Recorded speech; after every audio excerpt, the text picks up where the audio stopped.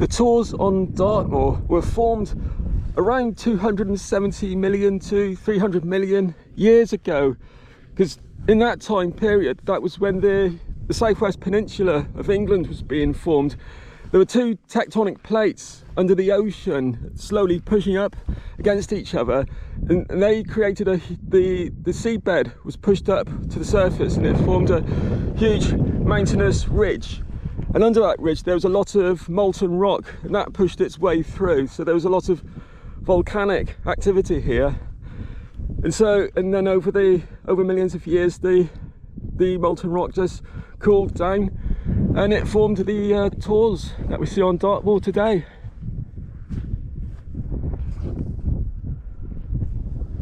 So from here it's just a short walk up to Higher White Tor, and when I get to Higher White Tor, that marks the boundary of the camping zone, because at the moment this is a no camping zone, but on the High White Tor there's a dry stone wall, and that marks the boundary. So from that wall all the way towards Okehampton, I think as far as Higher Tor, where I'll be heading for, I think all that area I can camp, so that's good news. So I don't have to worry about looking for a camping spot this afternoon.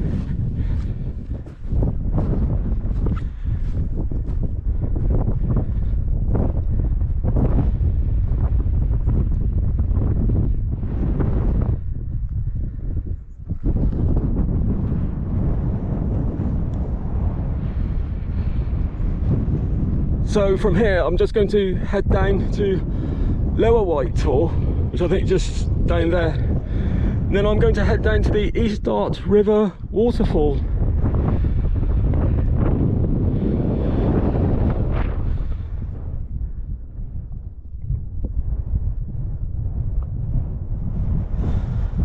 So that's Longford Tor, just over there in the distance. And this is looking south. This is where I came this morning.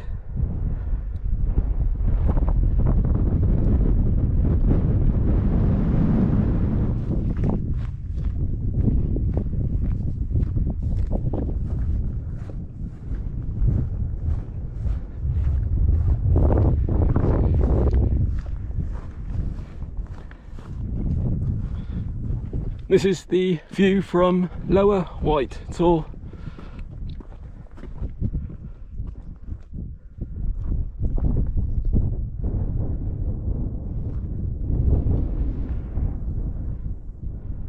So I think I'm heading down there now, and There'll be about a mile or so is from here is the East Dart River. So I'll have a little break down there. One thing I've just found out recently on Dartmoor, there's a lot of ground nesting birds, and the nesting season is from the beginning of March until the end of July.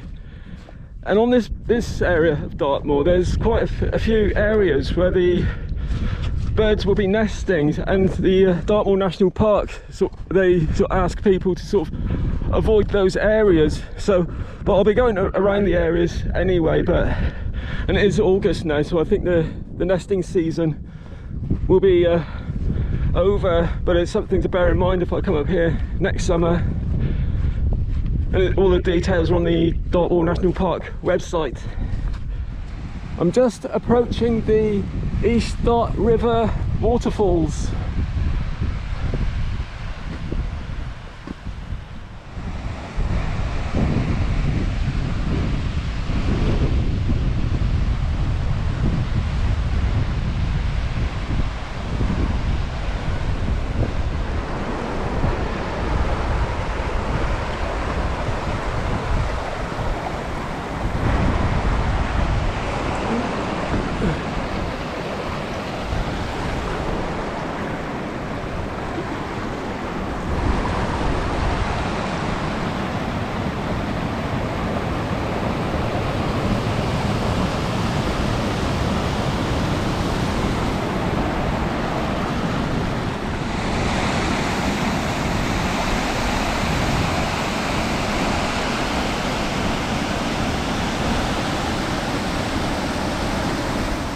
So the next place I'm going to is SITTAFORD Tor.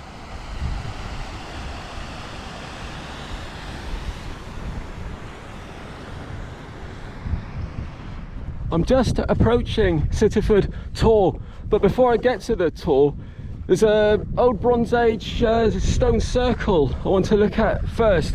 Now, unfortunately, over time, all the stones have fell down, so it's very difficult to find. It's marked by a marker stone, but it's a stone circle that they believed it was constructed about 2500 BC, and it was in use till about 2000 BC. But no, it's around 30 stones, which are just, they've all fell over now. So I'm just going to have a quick look for it now. So not much to see nowadays, but this is SITTAFORD Stone Circle. So it's around 30 stones. And they were just in a big circle around 32 meters diameter.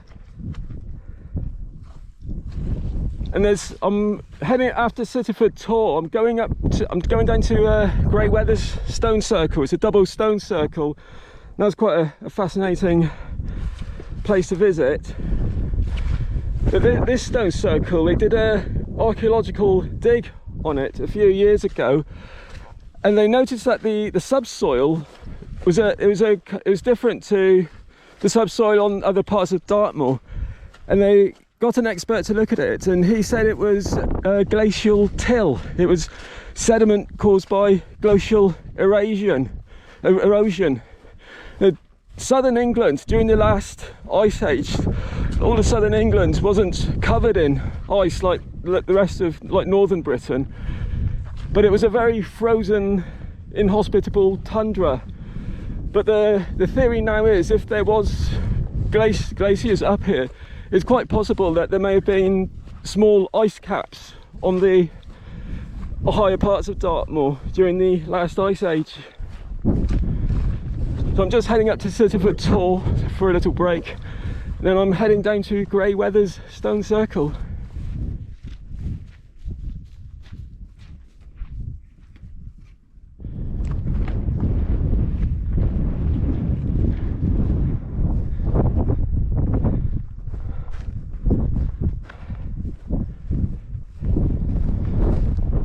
Just arrived at SITTAFORD Tor, just going to have a little break. Then I'm going to wander down into the dip just on the other side and visit Grey Weathers Stone Circles. Just arrived at Grey Weathers Stone Circles. Now this is quite unusual because it's a double stone circle. Most stone circles around the country are just single stone circles. And like SITTAFORD Stone Circle, these are just over 30 meters in diameter. I think there's about 30 stones on each one.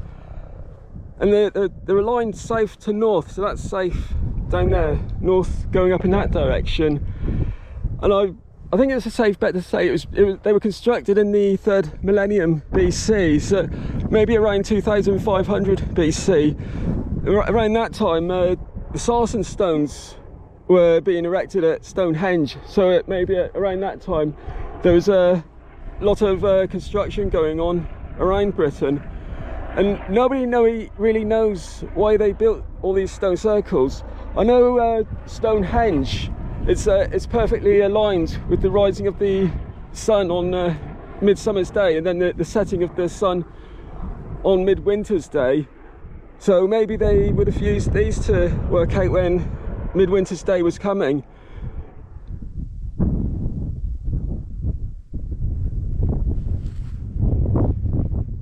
So from here I'm heading back up to SITTAFORD Tor, and then I'm heading out over to a prehistoric burial chamber called Quintin's Man.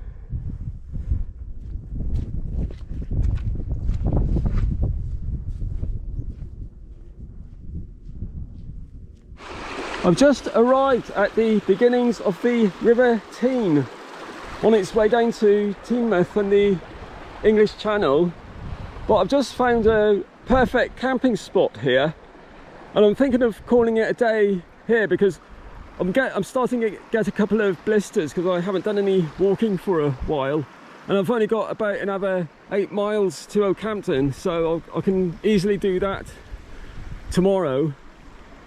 So I'm just going to sit down, have a rest, and then cook something, and then put my tent up for the night.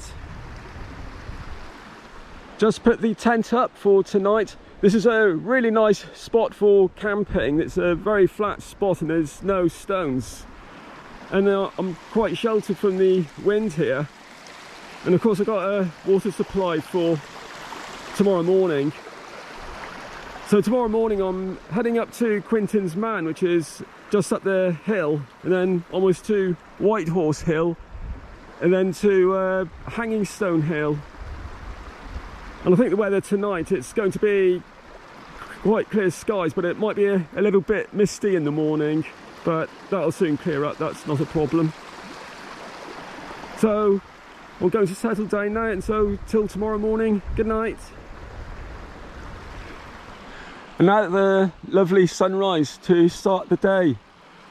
I must admit, I much prefer camping now, mid-August into September, rather than in June or July, because in June the sun comes up about 4 o'clock in the morning, and I always find it difficult to sleep in the daylight. So this time of year you get quite a long night, like nice long night, and it's still quite warm weather. No mist as well, so I'm quite pleased about that. So now I'm just going to pack everything and then head up the hill to Quinton's Man, and then onwards to Whitehorse Hill. Right, that's everything packed, so time to set off again. I think I better mention on this part of the walk, on North Dartmoor there's a very large army firing range, and they quite often have live firing exercises. So of course on those days the firing range is close to the public. And I'm just approaching the firing range now. At Quinton's Man there's the army observation post, and from then on I'll be entering the firing range. But I've checked online, it's always a good idea to just Google Dartmoor firing times when hiking on North Dartmoor, and you'll get the government website. And so I've checked, and today there's no firing, so it's okay to cross the firing range.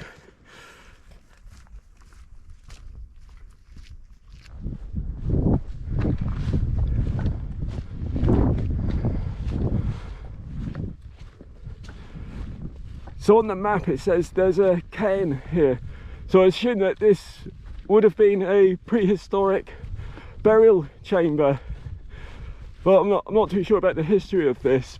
But I know on Dartmoor there's many of these stone built burial chambers which they would have used thousands of years ago, but obviously nowadays it's just a big pile of rocks, so nothing much to see nowadays. So I'm heading up to Whitehorse Hill, and Whitehorse Hill is just a big peaked hill really, there's nothing to see there. But for historians it's quite a significant place, because it's there that they discovered a kist, a prehistoric kist, which was in very good condition. So a kist, spelt C-I-S-T, is a prehistoric type of burial chamber. So they would dig a hole in the ground and line the sides with big flat stones, and then they would have a big capstone on top. And I think back in the 1990s they discovered a kist upon Whitehorse Hill, and they tried to preserve it by building a dry stone wall around it.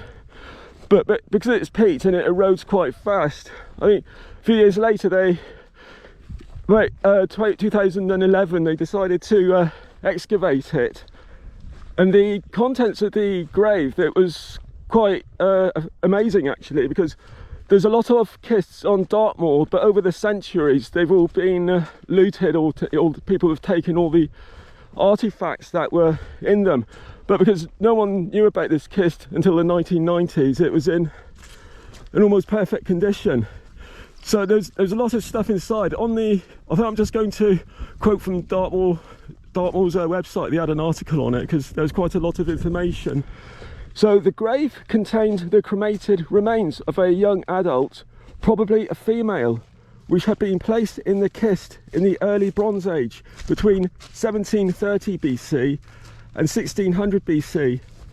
This had been wrapped in an animal pelt, analysis of which revealed had been from a brown bear, and that was fastened with a copper alloy pin. A variety of other grave goods had accompanied the deceased into the afterlife. These included over 200 beads of fired clay, shale, amber and tin, which had probably originally formed a necklace. There were wooden studs which may have been worn as labrets in the ears, similar to the ear stretchers worn by some people today.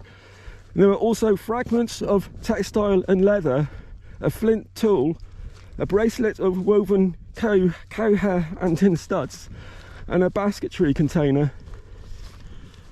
So the discovery of the kist was of quite major importance, because a lot of the artifacts that were found in it from the Bronze Age had never been found in Britain before. And also it gave an insight into how people would have lived back then, because the jewellery and the bracelets of woven cow hair were made quite professionally. They were quite skilled workers then. And also the brown bear pelt is quite interesting. Now, I don't know if it's been confirmed yet whether the pelt had come from another part of Europe, or whether during the Bronze Age there were brown bears on Dartmoor.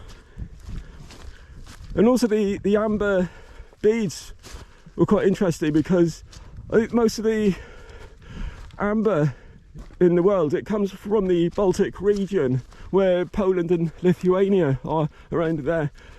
And so it's quite possible that people would have migrated from the Baltic region down to Britain during the Bronze Age. Just arrived at Whitehorse Hill Kist. I'm not sure where the artifacts are now. I think when they discovered the kist, they took all the artifacts to Cheltenham for further research, so they might still be there, or they might be in one of the London museums. But they made replicas of the artifacts, and down in Postbridge, where the information centre is, there's an exhibition there about the Whitehorse Hill Kist. So if I'm in Postbridge one day, I'll have to have a look at that. So from here, it's just a short walk up to Hangingstone Hill, which I can see quite easily just on the horizon. It's a good idea to take the path. There's a path just over here on the right, because I think if you cross the moor here, it's very boggy. This is the edge of Cranmere Pool, so it's a very boggy area. And also this is one of the bird nesting areas, so between March and the end of July it's best to avoid this area anyway. But there's a path just down to the right, so I'm just going to go down there now. Some nice views of the surrounding countryside again.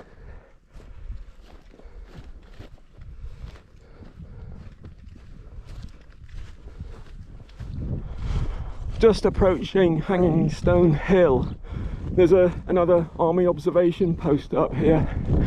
Just noticed a couple of people camping. I think they're taking the tent down now, but I better move on quick, give them their privacy. So I read that Hangingstone Hill got its name because just to the northwest of the observation post there's a small outcrop of rock, and on the rock there's a big boulder. It's kind of like just hanging off the side of the outcrop of rock, and that gave it its name, the Hangingstone. So I think it's near the path. I'll have a quick look for it on the way down. So I'm heading from here, I'll be heading towards Steeperton Tor. I'm heading down to the Tor River.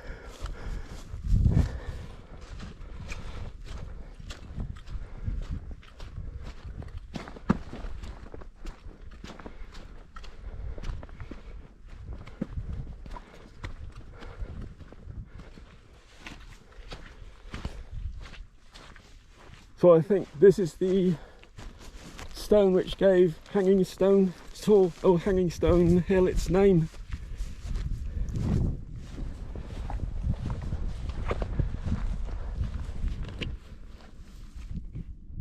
Nice views from here again. So from here I'm heading down to the River Taw, spelt T-A-W.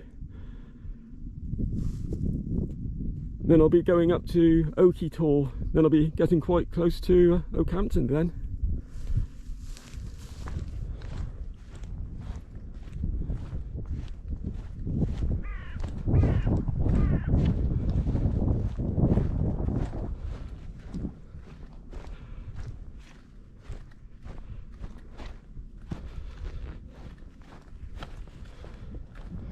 Starting to get some glimpses of North Devon from here. I'm just heading down into the Taw River Valley, although at this point of the river it's really just a big stream, so it's quite easy to cross. Then I'll be heading up to, it's either Oak Taw or Okie Taw, but that'll be my next tour that I'll be stopping at.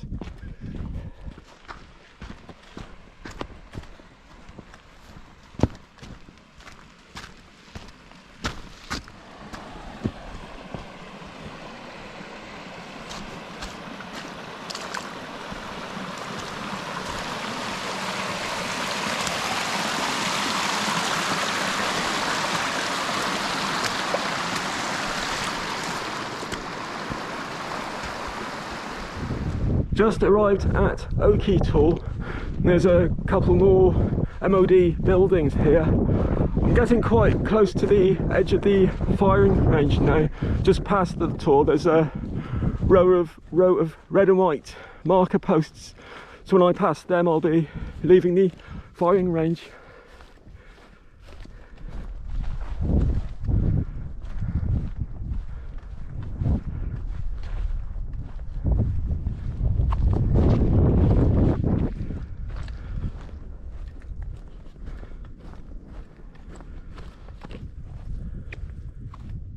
So from Okehampton, it's very easy to see where I'll be heading next. Just over there, there's a big long ridge. That's I'm heading up to Winterthur on the ridge, and then after that it's Higher Taw, and then BELSTONE Taw, and then after BELSTONE Taw, I'll just be heading down to the East Okehampton River, which leads into Okehampton.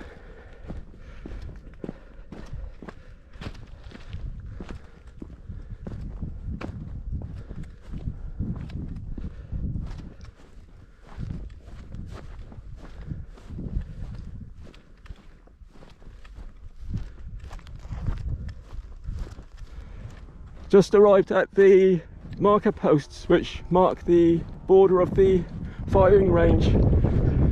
So just leaving the firing range now. Then I'm heading up to my last ascent of the walk. I'm just going to go up to Higher Taw.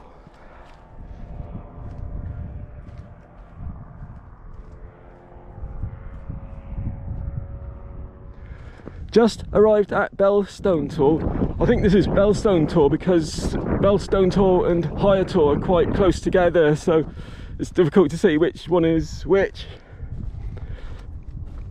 I'm just going to have a look at the views from here. This is the views of North Devon.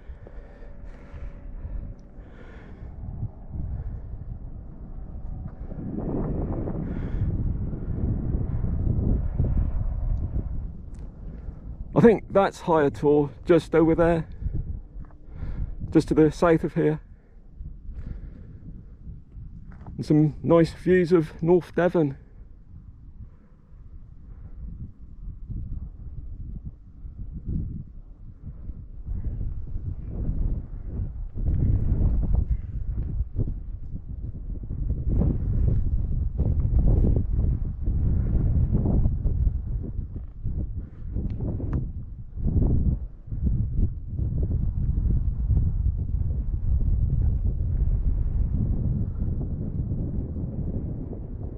I think that's BELSTONE Common Tour just over there, so that will be my last tour.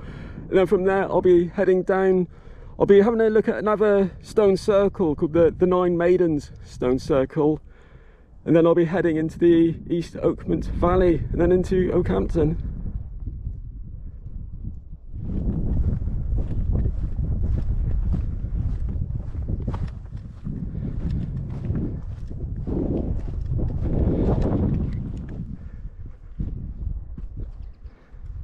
Just arrived at the top of BELSTONE Common Tour. Some really nice views from here as well.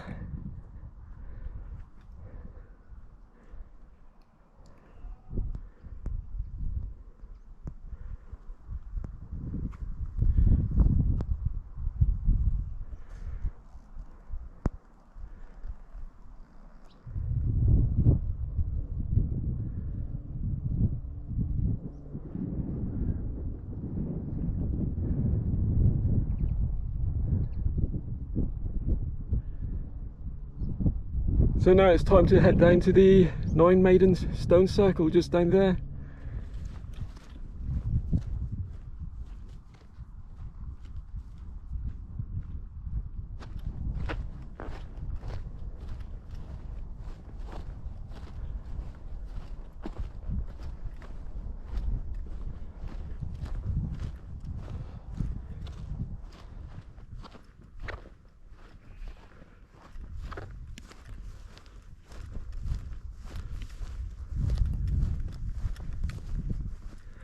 So this is the 9 Maidens Stone Circle, and it's also known as the 17 Brothers.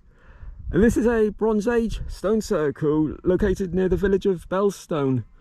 The stone circle functioned as a burial chamber, and there was a cairn in the middle with a kist underneath. But unfortunately that's since been destroyed. They built it in a very scenic area. So from here it's just a short walk down to the East Okehampton River, just down there.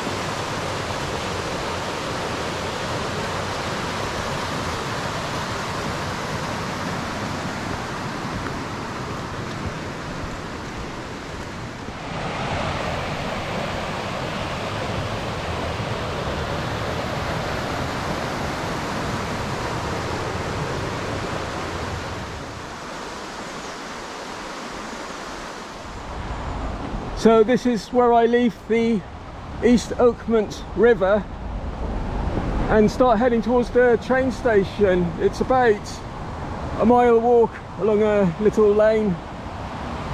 Then I'll be at the station and time to head back home.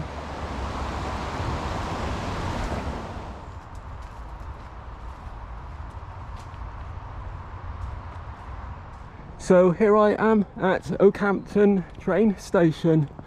Well, that's been quite a nice walk. I've been very lucky with the weather because the weather in the UK, the summer's been really wet this year. So I've been quite fortunate with the weather, especially today. It's absolutely gorgeous. So now I'm going to head back home and plan my next trip. So Thank you very much for watching my video, and I hope to upload another one soon. Bye.